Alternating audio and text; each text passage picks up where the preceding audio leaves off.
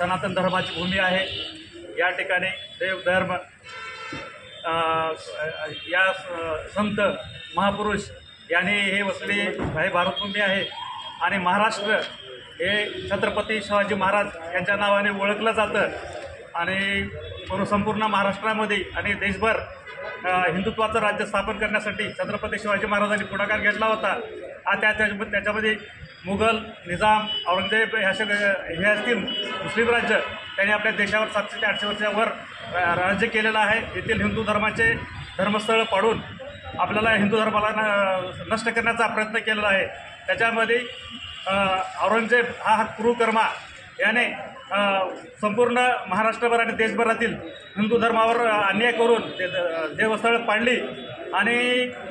हिंदू धर्माचं संरक्षण करण्यासाठी किंवा हिंदुत्वासाठी म्हणून छत्रपती संभाजी महाराज यांनी जे पिढा उचलला होता तर त्याला छत्रपती संभाजी महाराजाला क्रूरप्रमाणे मारण्यासाठी खूप मोठा छळ केला आणि त्यांची खूप मोठी हत्या केल्यामुळे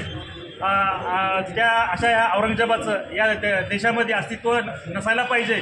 आणि तो आपल्या देशाचा नसून परकीय आहे। तर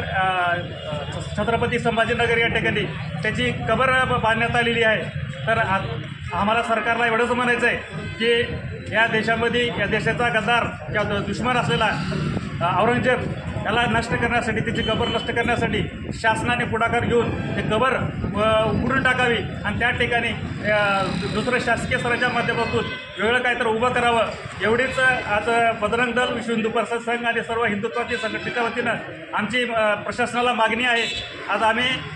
माननीय उपजिल्हाधिकाऱ्यांच्या माध्यमातून माननीय मुख्यमंत्र्यांना निवेदन देतो की लवकरात लवकर त्यांनी छत्रपती संभाजीनगर येथील असलेली औरंगाबादची कबर हे काढून टाकावी